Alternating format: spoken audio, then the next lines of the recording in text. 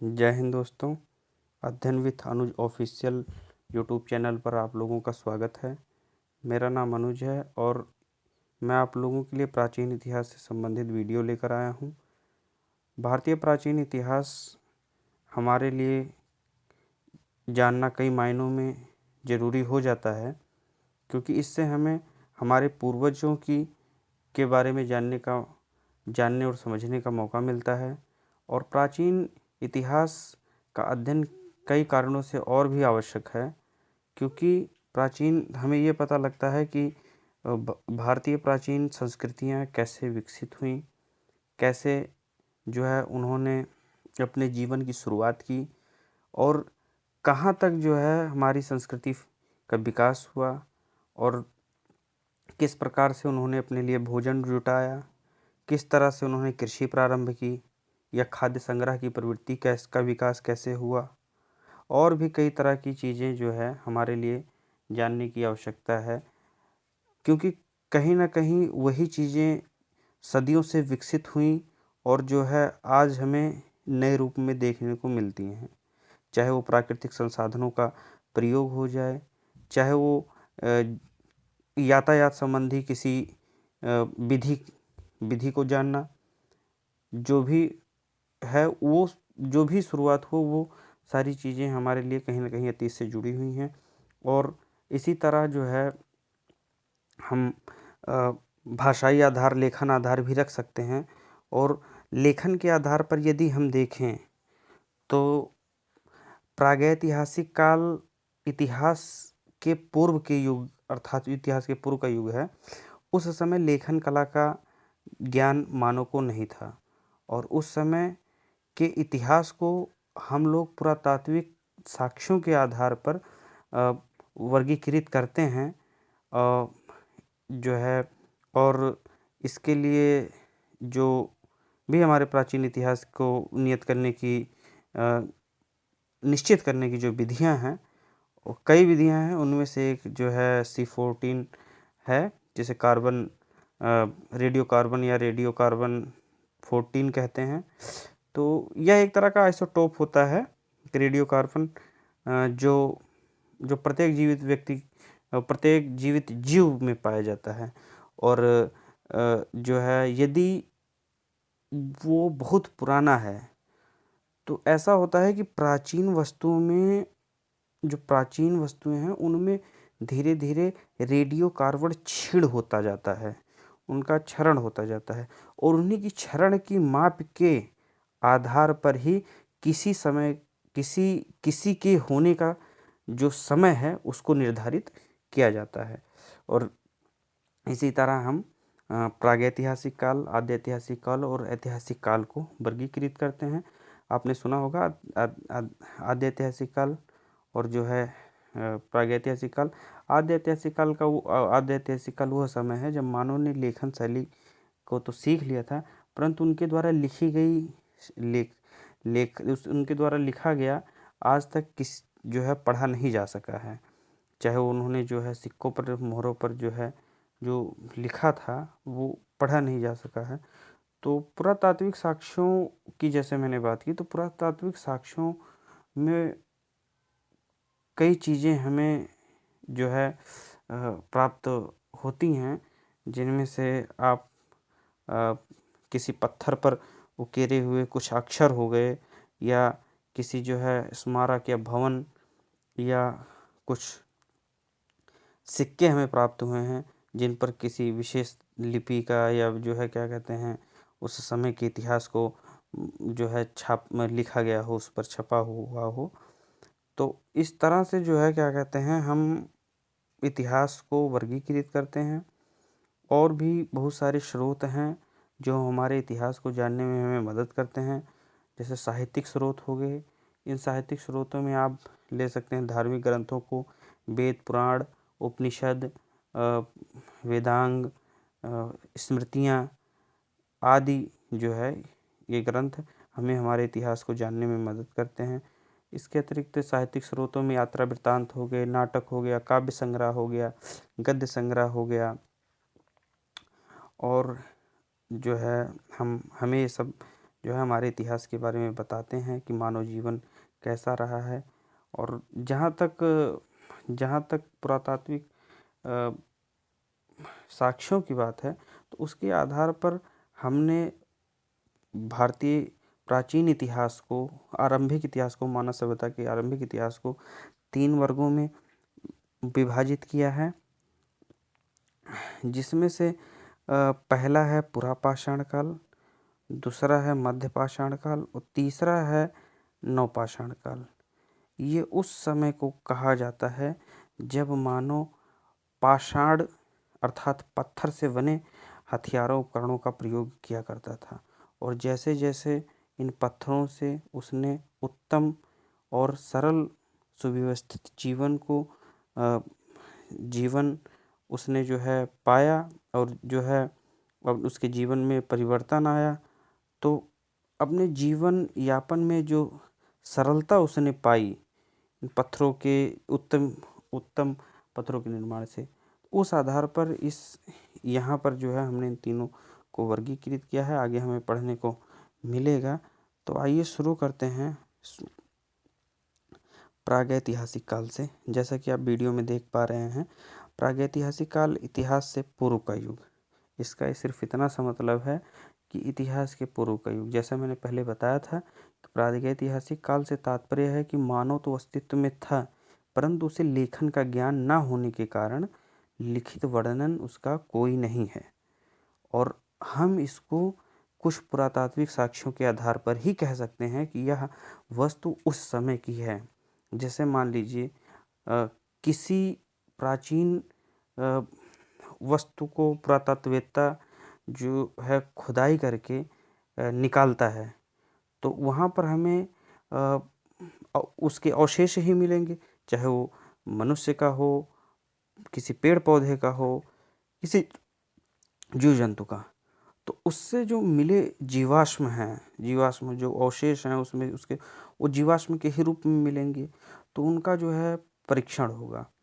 और परीक्षण, तो यहाँ मैं एक चीज़ बता दे रहा हूँ, जो इन जो है खुदाई से जो है प्राप्त जो खुदाई होती है, और जो है चट्टानों को, खंडहरों को खोदा जाता है, इस खुदाई से यदि हम किसी भी प्राचीन लोगों के भौतिक जीवन के बारे में जानकारी यदि हमें मिलती है, तो इस पूरे प्रोसेस को पुरातत्व शास्त्र कहते हैं।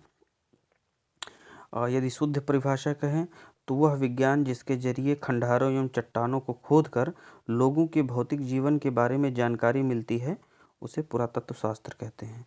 तो पुरातत्ववेत्ता खुदाई करते हैं, उसके बाद उसका परीक्षण करते हैं, और परीक्षण करने के बाद ही जो है हम यह उनकी जो है तिथि, उनके जीवन की तिथि को निर्धारित कर सकते हैं। और जैसा कि मैंने पहले बताया था कि किसी भी काल को निश्चित करने के लिए जो है कई सारी विधियां हैं, उसमें से सबसे जो है अच्छी विधि, जो महत्वपूर्ण विधि है, वो कार्बन 14 है, जिसे C14 भी कहते हैं। और इससे जो है हमें किसी वस्तु के प्राचीन समय में विद्यमान होने के समय का निर्धारण करने में आसानी हो जाती है।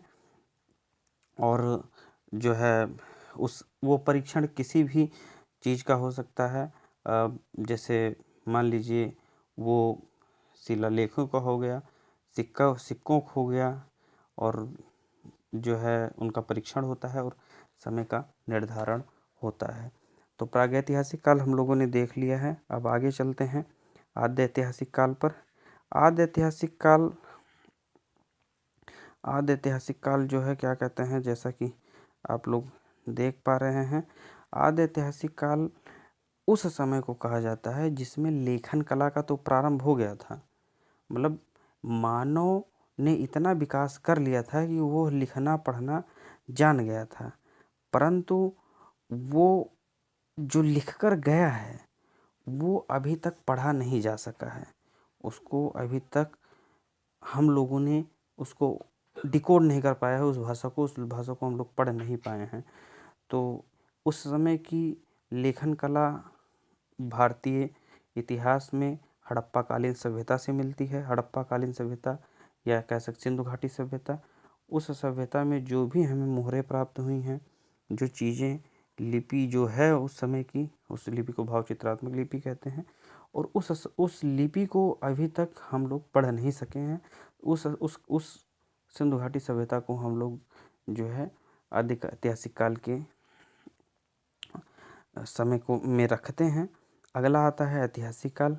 ऐतिहासिक काल उस समय में प्रारंभ होता है जिसमें लिखित साक्ष्य मिले हैं और उन्हें पढ़ा भी जा सका है। वो लिखित साक्ष्य जो है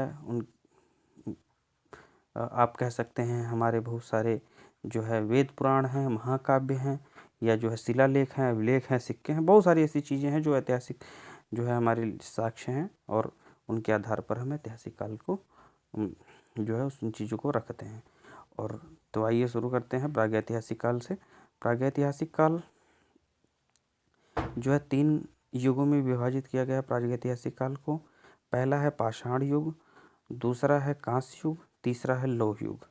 पाषाण युग जैसे मैंने पहले ही आप लोगों को बता दिया है, उस समय के काल को है जब मानव पत्थरों का प्रयोग करता था। कांस्य युग जब मनुष्य कांसे का ज्ञान जब मनुष्य को हो गया तब के समय को। लौह युग जब मानव लोहे की जानकारी मानव को हुई तब के समय को कहा जाता है। आगे जैसा कि मैंने लिख दिया है आप लोग देख लीजिएगा।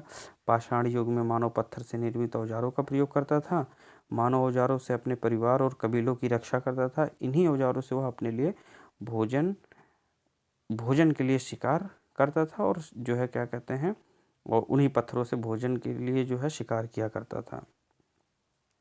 और फिर जो है उसने कांसे का उसे ज्ञान हुआ। कांसे के ज्ञान से उस जो है मानव अति उत्तम जो है हथियार बनाने लगा और उससे जो है उसके जीवन में जो है काफ़ी जो है आसानी हुई। लौह युग में लोहे का ज्ञान मानव को हो गया था और लोहे के ज्ञान से उसके जो है जीवन में और ही नई क्रांति आई। और यदि हम जो है फिर से पाषाण युग पर आए, पर पाषाण युग को यदि हम देखें तो पाषाण युग को 3 भागों में बांटते हैं हम। पुरा पाषाण काल, मध्य पाषाण काल और नव पाषाण काल।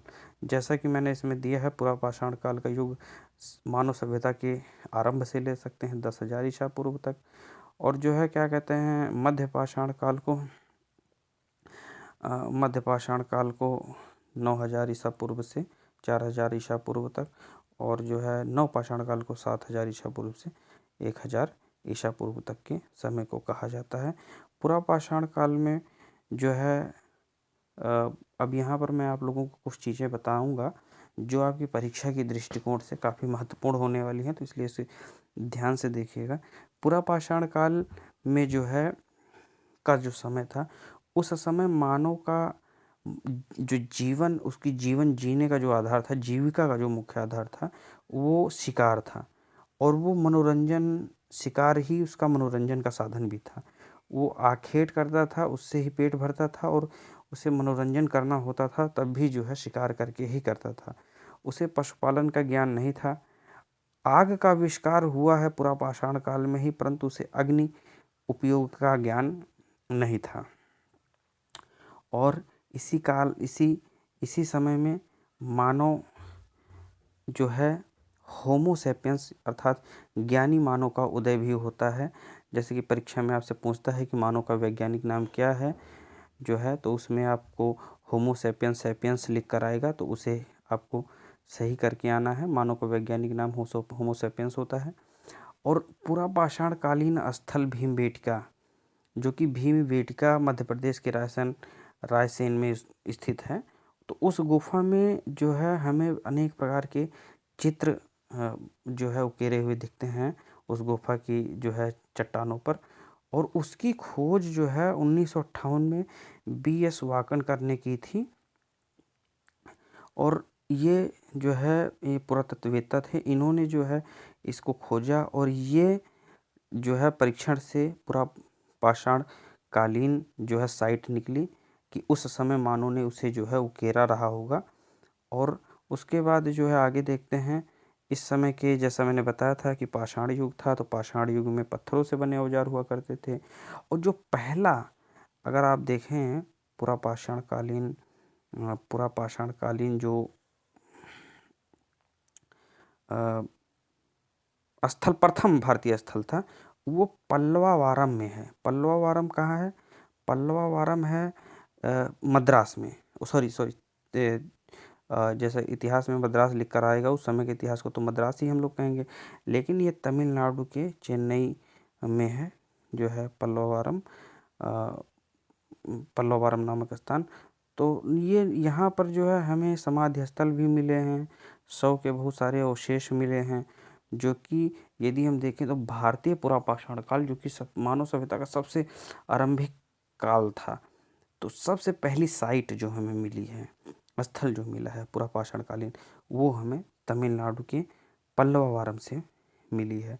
उसके बाद आते हैं मध्यपाषाण काल। मध्यपाषाण काल में मनुष्य पत्थरों का ही यूज करता था, पत्थरों का ही प्रयोग करके अपने लिए उपकरण और हथियार बनाता था। लेकिन इस काल में मानव थोड़ा उन्नत हो गया था। इस काल में पशुपालन की शुरुआत हो गई थी, वह जानवरों को पालना शुरू कर दिया था, और पहला जानवर उसने कुत्ता पाला था।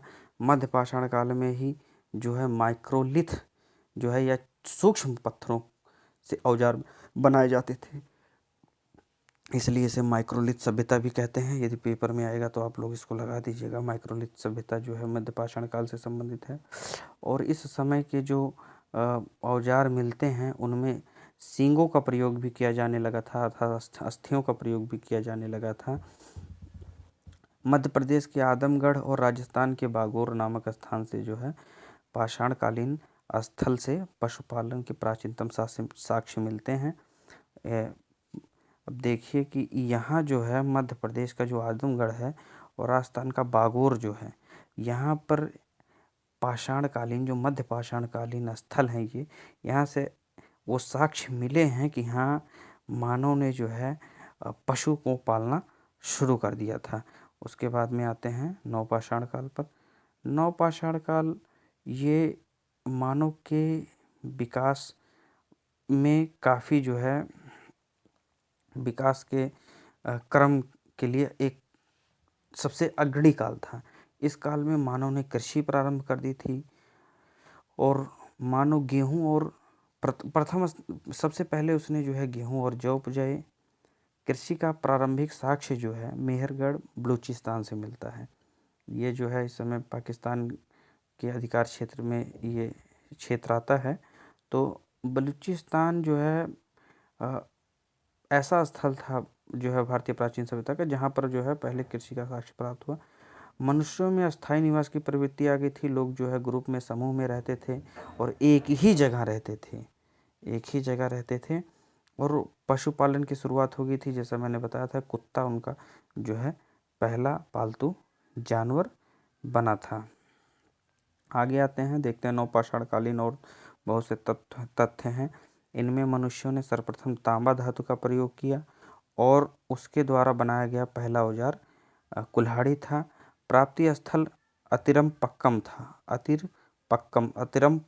था, जो है जहाँ से जो है धातु से बनी जो है कुल्हाड़ी प्राप्त हुई है। चावल का प्राचीनतम साक्ष्य कोल्डेवा से मिलता है। ये प्रश्न बहुत पूछता है कि मानव ने चावल की खेती जो की है प्राचीनतम मानव ने, तो उसके जो है क्या कहते हैं प्राचीनतम शास्त्र कहाँ से मिलते हैं साक्ष्य, तो कोल्डेवा इलाहाबाद से मिलते हैं। इलाहाबाद के में है ये जगह। और जो है इसी काल में मानव ने पॉलिशदार और पत्थरों के जो है उपकरण, हथियारों का प्रयोग भी शुरू कर दिया था। इस काल में मानव, जैसे मैंने बताया, स्थायी निवास जो है करने लगा था। तो उसका प्रथम प्रमाण जो है कश्मीर के बुरजहोम से मिले हैं, के गोरताबाद से मिले हैं। और जो है वहाँ पर जो है जो पहला पालतू पशु था कुत्ता, उसके जो है उसके साक्ष्य मिले हैं बुरजहोम से कि मालिक को कुत्ते के साथ जो है दफनाया गया था। और जो है पटना के निकट चिरांद नामक स्थान से भी नवपाषाणकालीन जो है स्थल से नवपाषाणकालीन जो है क्या कहते हैं अवशेष मिले, जिसमें हड्डियों से बने उपकरण जो है मिले हैं। और जो है अब आ जाते हैं हम लोग ताम्रपाषाण युग पर। अभी तक हम लोग नवपाषाण युग पढ़ रहे थे, पाषाण युग पढ़ रहे थे। पाषाण युग में हमने तीनों पढ़ा, जो है पुरापाषाण काल पढ़ा, जो है मध्य पाषाण काल पढ़ा और नवपाषाण काल पढ़ा। अब जो है पाषाण युग से आगे आते हैं। अब हम लोग पढ़ेंगे ताम्रपाषाण काल, तो जिसे हम लोग कांस्ययुगीन सभ्यता भी कहते हैं, या कांस्ययुगीन संस्कृति, या ताम्रपाषाण कालीन संस्कृति, या फिर आप कह सकते हैं सिंधु घाटी सभ्यता। क्योंकि नवपाषाण का अंत होते होते धातु का प्रयोग शुरू हो गया था, और जब धातु का प्रयोग शुरू हुआ तो व्यक्ति के जीवन में क्रांति आई, और इसी क्रांति के कारण ही, और धातु की जो है ताम्र धातु का जो है प्रयोग करने से इस समय को हम लोग ताम्रयुगीन सभ्यता या कांस्ययुगीन सभ्यता की श्रेणी में रखते हैं। चूंकि इस सभ्यता में तांबे के साथ साथ पत्थरों का भी प्रयोग होता था, इसलिए इसे जो है ताम्रपाषाणिक संस्कृति भी कहा जाता है, और इसको अंग्रेजी में कैल्कोलिथिक संस्कृति भी कहते हैं। ताम्रपाषाण संस्कृतियों में आहार संस्कृति जो है, जो राजस्थान में जो है क्या कहते हैं बसी हुई थी, राजस्थान के इलाके में जो है यह संस्कृति जो है साक्ष्य मिले हैं। उसके प्रारंभिक स्थल का जो जो जो उसका प्राचीन नाम था, जहाँ पर आहार संस्कृति का जो प्रारंभिक स्थान था, जहाँ पर उन्होंने सबसे पहले जो निवास किया, उसको ताम्रवती कहा जाता है। ताम्रवती जो है आहार संस्कृति का प्राचीन नाम था। और आहार संस्कृति को, ये शायद आहार संस्कृति है, यहाँ पर मैंने मिस्टेक कर दिया है, 2-3 जगह हो गया है, देख लीजिएगा आप लोग। आहार संस्कृति को अन्य नाम जो है का अन्य नाम बनास संस्कृति भी दिया गया है। आहार संस्कृति में चावल की खेती होती थी, और वहाँ से भी तंदूर भी वहाँ से बहुत तंदूर के साक्ष्य भी मिले हैं। आहार संस्कृति की प्रमुख बस्तियाँ जो है आहाड़, बालाथल, गिलुंद हैं। और मालवा संस्कृति, अब आगे आते हैं मालवा संस्कृति पर आते हैं। मालवा संस्कृति से संबंधित नौदा टोली से कृषि फसलों के साक्ष्य मिले हैं। मालवा संस्कृति जो है ये मालवा संस्कृति से संबंधित जो नौदा टोली का क्षेत्र था, वहाँ से हमें कृषि फसलों के साक्ष्य मिले हैं। आगे आते हैं दैमावाद और इनाम गांव, जोरवे संस्कृति से संबंधित प्रमुख स्थल हैं। और जो दैमावाद में मिलता है, दैमावाद जो है महाराष्ट्र में स्थित है, और जहाँ से जो है क्या कहते हैं कांसे की बहुत सारी वस्तुएं मिली हैं, और चित्रित मृद भांडों का भी प्रयोग जो है ताम्रपाषाण काल में हुआ था, जो यहीं से प्राप्त होता है। आगे आते हैं जोरवे संस्कृति। जोरवे संस्कृति का अनुमानित काल जो है 1500 से 900 ईसा पूर्व का है। जोरवे संस्कृति का प्राप्ति स्थल महाराष्ट्र है। तो ये चीज़ें जो अभी तक मैंने आप लोगों को बताई हैं, इनमें से बहुत सारी चीज़ें जो है कुछ चीज़ें आपकी परीक्षा के लिए उपयोगी होंगी, और बहुत कुछ आप लोगों को जो है जानना आवश्यक भी है कि हमारा इतिहास जो है क्या है, और कैसे जो है मानव सभ्यता विकसित हुई हमारे यहाँ भारतीय प्राचीन इतिहास की जो है।